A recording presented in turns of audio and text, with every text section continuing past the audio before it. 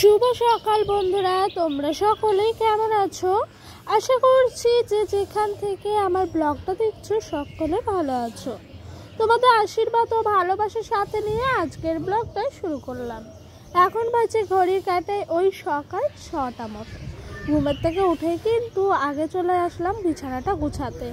এরই মাঝে ডোডো ঘুম থেকে উঠে পড়েছে, উঠেই কিন্তু ওইদিকে চলে গেছে তোমার জিম্মার সঙ্গে খেলাধুলা করতে। আর আমি দেরি না করে এইদিকে চলে আসলাম বিছানাটা গুছাতে। তাই সবার আগে বালিশগুলো জানো তো নামিয়ে নিলাম, যাতে করে বিছানাটা গোছাতে একটু সুবিধা হয়। আর আমি বালিশ এক পাশে রেখে বিছানা ঝাঁটাতে একটুও পারি না, সেই কারণেই বালিশগুলো আগে নিচে ফেলে সমস্ত বিছানার কোটাকে একটু সুন্দর করে গুছিয়ে নিচ্ছিলাম। আর জানো তো বন্ধুরা, সকাল সকাল যদি বিছানাটা তোলা হয়ে যায় না, ঘরে এসে না বেশ ভাল লাগে। আর যদি বিছানাটা না তোলা হয় তাহলে মনে হয় কি একটা কাজ বাকি রয়েছে, কি একটা কাজ করিনি, ভালো লাগছে না, এরকমটাই মনে হয়। ঘরে আসতে গেলেও না বারবার মনটা মনে হয় যে কি করলাম না, তখন মনে হয় যে বিছানাটা যদি আগেই তুলে নিতাম ভালো হতো।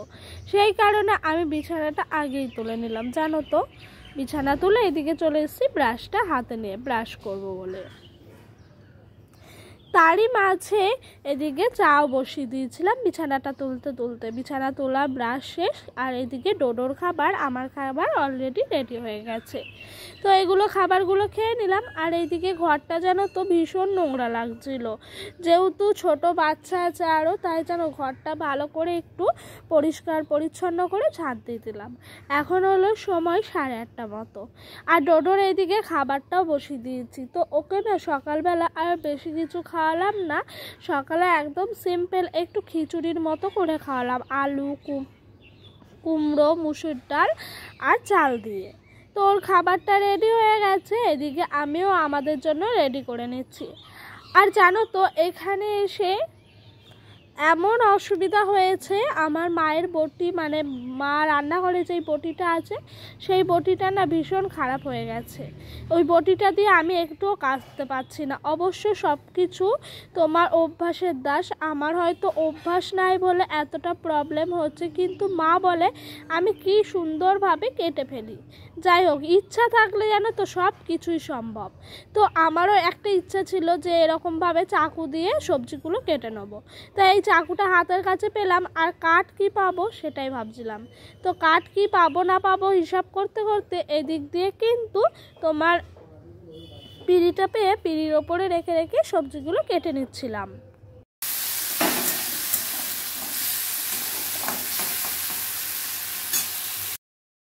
তো বন্ধুরা, এইদিকে সকালে আমার আর মায়ের জন্য একটু তোমার ভর্তা মতো করবো। সকালবেলা জানো তো বেশি কিছু খেতে ইচ্ছা করে না, মনে হয় যে হালকা পাতলা কোনো কিছু খেলেই একেবারে পেটটা ভরে যায়। তাই এই গরমের মধ্যে বেশি কিছু আর করতে গেলাম না। এইদিকে ওই যে তোমার বরবটিগুলো কাটা ছিল, সেই সমস্ত বরবটিগুলো দিয়ে দিলাম, তার সাথে কিছুটা বাদামও দিয়ে দিলাম। বাদামটা 5 টাকায় কিনে এনেছিলাম দোকান থেকে। তো ওই বাদামটা দিয়ে একেবারে ভর্তা বানাবো। আর এই ভর্তাটা খেতে না আমি মা ভীষণ পছন্দ করি জানো তো।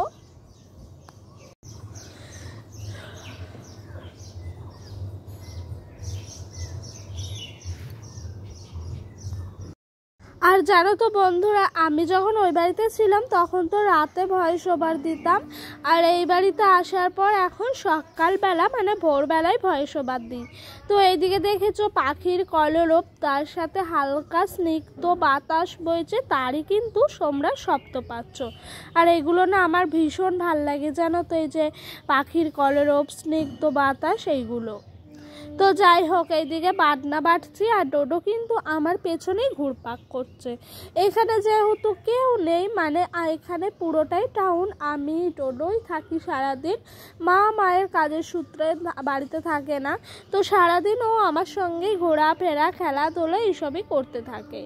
তো এইদিকে প্রথমে জানো তো এই যে বরবটির ভর্তা করতে একটা পেঁয়াজ ছোট্ট দেখে আর কিছুটা বরবটি আর কিছুটা কাঁচা লঙ্কা ভেজে নেবা, মানে ঝালটা তোমাদের স্বাদের মধ্যে করবে। তো স্বাদের মধ্যেই আমি কিন্তু তোমার ঝালটা রেখেছিলাম, যেহেতু আমার মা ভীষণ ঝাল খায় না, একটু কম খায়, তার জন্য মায়ের মতো করে এদিকে করে নিয়েছি।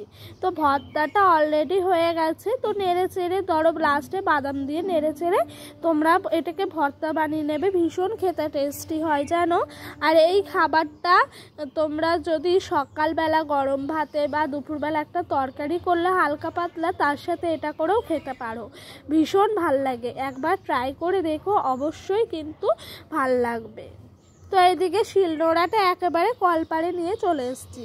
ঘরের মধ্যে শিলনোড়া ধুতে ভাল লাগে না, তো কলপারে নিয়ে এসেই শিলনোড়াটা ধুয়ে নিলাম সুন্দর করে। আর শিলনোড়াটা যদি ভালো করে না ধোয়া হয় না, এই যে গরমকাল পড়েছে থেকেই এই পিঁপড়ে ধরে যাবে। আর বাদাম তো মিষ্টি খাবার, সেই বাদামের মধ্যেও কিন্তু মানে এই শিলের মধ্যেও কিন্তু অনেক পিঁপড়ে তোমার জমে বসে থাকবে।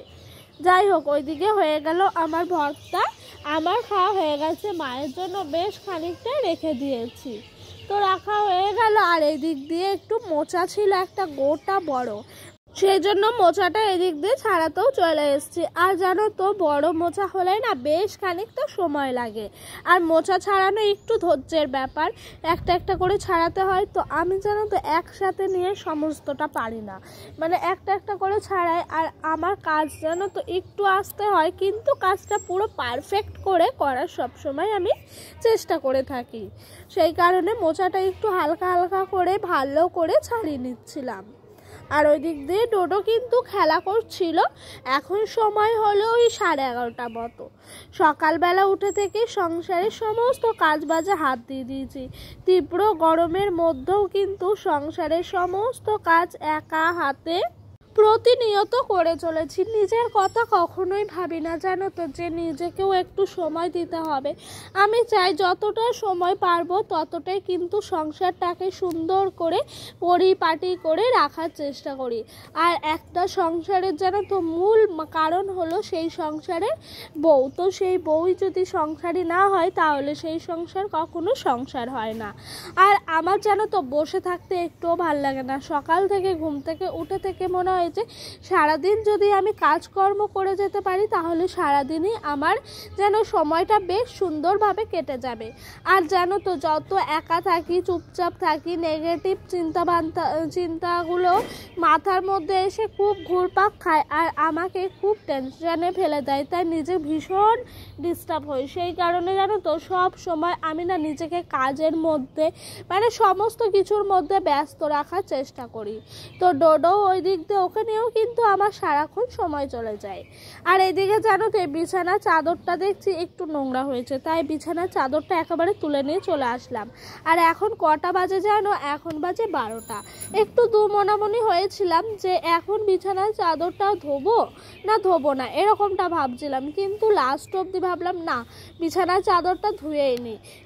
বাইরে ভীষণ সুন্দর হাওয়া দিচ্ছে, সেই কারণেই ভাবলাম যে এইটা করেই নিই আর দেরি না করে। তো জানো তো সত্যি বলতে যখনই নামিয়েছিলাম অনেকটাই চিন্তায় ছিলাম, কিন্তু তারপরে না খুব সুন্দরভাবে বিছানার চাদরটা যেন শুকিয়ে গেছিলো। আর আমি এই চাদরটা বিকালের মধ্যে বিছানায় নেড়ে নিয়েছিলাম। সত্যি বলতে কোনো কাজ নিয়ে যদি একটু ভাবনা চিন্তা করা যায় না, তখন মনে হয় যে না, করব না। কিন্তু কি বলতো, ওই যে ধর তক্তা মার পেরেক এরকম করে যদি সমস্ত কাজকর্মগুলো করে নেওয়া হয় না, তখন মনে হয় যে কাজগুলো একটু তাড়াতাড়ি করে সমস্ত কিছু হয়ে যায়। আর যদি আমি না কাচতাম, কালকে সকালে কাচলে খাটুনিটা আরেকটু বাড়তো আর ভালোও লাগতো না। আজকে 100 চুনো মাছ নিয়েছি। বাড়ির সামনে থেকে এক মাসি যাচ্ছিলেন, তো ওনার কাছ থেকে চুনো মাছগুলো দেখে এত ভাল লাগলো কি বলবো। অবশ্যই এগুলো নদীর চুনো মাছ, গঙ্গার নয়। তো মাসিকে বললাম, শেষ পর্যায়ে ছিল জানো, এখন ওই বাজে ঘড়ির কাঁটায় 12:30 থেকে 1টার মতো। আর আমি নিয়েছি ওই ধরো 12টা তোমার 20 এরকম সময়। তো মাসিকে বললাম মাছগুলো শেষ পর্যায়ে চলে এসছে, আর পেটটাও না গলে গলে গেছে, বেশ কম করে নাও। আর সত্যি বলতে মাসিও না আমার কাছ থেকে অনেকটাই কম করে নিয়েছিল। তো 100 চুনো মাছ পেলাম নদীর এই বেলায়, ভীষণ ভাল লাগছে নিজেকে, একেবারে কি বলবো, অন্যরকমই ফিলিংস লাগছে। তো চুনো মাছগুলো সত্যি মনে হয়েছিল আমার জন্য আজকেই রান্নাটা করব বলে, পেঁয়াজ দিয়ে চচ্চড়ি শুধু করব যেন, আজকে আর আলু দেবো না। আলু আলু দিলে পরে কি হয় জানো তো, একটা কাদা কাদা ভাব চলে আসে। আর শুধু যদি করা যায় না তাহলে খেতে অনেকটাই ভাল লাগে আমার। আর পেঁয়াজের পরিমাপটা আরেকটু হলে ভালো হতো, 100 মাছে না পেঁয়াজের পরিমাপটা কম হয়ে গেছে, সেই কারণেই একটু না কেমন যেন লাগছিল, কিন্তু খেতে ভাল লেগেছে। আর মাছগুলো এক একটা বেশ সাইজে বড় বড় ছিল, ছোট ছোট ছিল, মানে বিভিন্ন সাইজের ছিল মাছগুলো। আর এই মাছেরই চচ্চড়ি এরকমভাবে খেতে পুরো পারফেক্ট।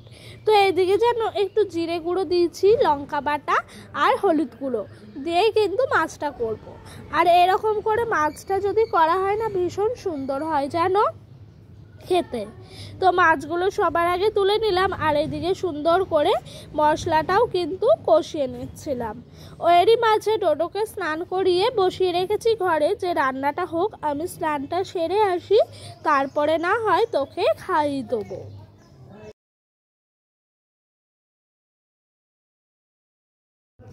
তো ওই দিক দিয়ে মশলা থেকে পুরো তেল ছেড়ে গেছে। আর আমি তো তোমরা জানোই যতক্ষণ না মশলা থেকে তেল ছাড়ে ততক্ষণ কিন্তু আমি নেড়েই যাই, মানে তোমার কষিয়েই যাই। আমার জানো তো মশলা থেকে যতক্ষণ না তেল ছাড়ে ততক্ষণ মনে হয় যে একটু ভালো হচ্ছে না, তোর মশলাটা কষানো। তেল ছেড়ে গেলেই আমি বুঝে যাই পুরোপুরি হয়ে গেছে। ওইদিকে রান্না বান্না শেষ, এইদিকে খাওয়া দাওয়া নিয়ে বসে পড়েছি। এই আজকে তেমন কিছু নাই জানো লাঞ্চে, আজকে আছে ডাল, মাছের তেল ভাজা আর চুনো মাছের চচ্চড়ি আর একটা গন্ধরাজ লেবু। ভীষণ ভালো লেগেছে, আজ খাওয়াটা জমে ক্ষীর হয়ে গেছে। আর মনে হয় যে মেয়ে মানুষের আর কি বা লাগে, এইটুকু হলেই মেয়ে মানুষের ভীষণ ভাল লাগে জানো। আমরা মেয়েরা জানো তো যা পাই তাই খেয়ে নিই, এটাই কিন্তু সংসারের আসল লক্ষ্মীশ্রী ধরে রাখার একটা কারণ। যাই হোক, কথা বলতে বলতে এদিক দিয়ে এই যে বালিশের কাভারগুলোও কেচে দিয়েছিলাম সেগুলো তুলে নিয়ে আসলাম। এগুলো একটুখানি বালিশের মধ্যে ভরে দিচ্ছি, দিয়ে একটু শুয়েছিলাম। বিকেল গড়িয়ে সন্ধ্যা, তো সন্ধ্যাবেলায় খাবো কি, মন চাইছে একটা কিছু খেতে হবে। তো ভাবলাম বাইরের কোনো কিছু খাবো না এই গরমের মধ্যে, বাড়িতেই যা আছে তাই দিয়ে কিন্তু বানিয়ে একটা টেস্টি টেস্টি খাবার খাবো। আর জানো তো আমাকে না ভীষণ বলে আমার বাড়ির সবাই আমি নাকি ভীষণ ভালো এই তোমার ভাজা পোড়া মাখামুখি এগুলো করতে পারি। তাই মা বললো একটু বেগুনি ভাজতো, তো বেগুনিটা প্রথমে জানো তো বেগুনগুলো কেটে দিয়েছে মা, তার মধ্যে একটু নুন মাখিয়ে রেখেছিলাম যাতে করে বেগুনের জলটা বেরিয়ে যায়। আর বেসনটা জানো তো এই বেগুনিটা করার ঠিক 30 মিনিট আগে আমি বেসনটা ফেটিয়েছিলাম। তো ফেটানোর সময় একটু দিয়েছিলাম লাস্টের দিকে একদম একটু পোস্ত, তার মাঝে দিয়েছিলাম আগে হলুদ আর একটু জিরে গুঁড়ো, মানে হলুদটা দেখানসইয়ের মতো আর জিরের গুঁড়োটা একটুখানি স্বাদ আনার জন্য।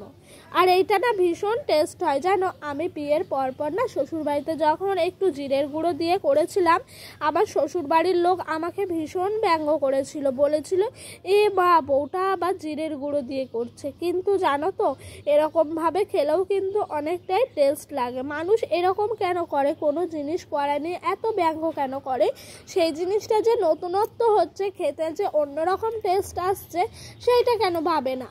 প্রত্যেকটা মানুষই এরকমই হয় মনে হয় জানো, তার মধ্যে হয়তো ব্যতিক্রমও আছে। আর দেখেছো ফুলকো ফুলকো পুরো হয়ে গেছে বেগুনিগুলো। আর সত্যি বলতে আমার হাতের এই খাবারগুলো আমার মায়ের ভীষণ পছন্দের। মা বলছে এত সুন্দর হয়েছে মা, খেতে বলে বোঝানোর মতো নয়। আর আমার কাছে জানো তো আমার মায়ের চাওয়া পাওয়াগুলো বেস্ট। আর দেখো বেগুনি হয়ে গেছে, কত সুন্দর কালার এসছে, পুরো দেখে মনে হচ্ছে চপ ভেজেছি, তাই না? তো আজকের ভিডিওটা এখানেই শেষ করছি। যদি ভালো লাগে অবশ্যই লাইক কমেন্ট দিও। আর ভিডিওটা তোমাদের আরও ভালো লাগে থাকে চ্যানেলটি সাবস্ক্রাইব করে পাশে থাকা বেল নোটিফিকেশানটা অন করে দিও, আমার নিত্যদিনের ভিডিওগুলো তোমাদের কাছে সবার আগে পৌঁছে যাওয়ার জন্য।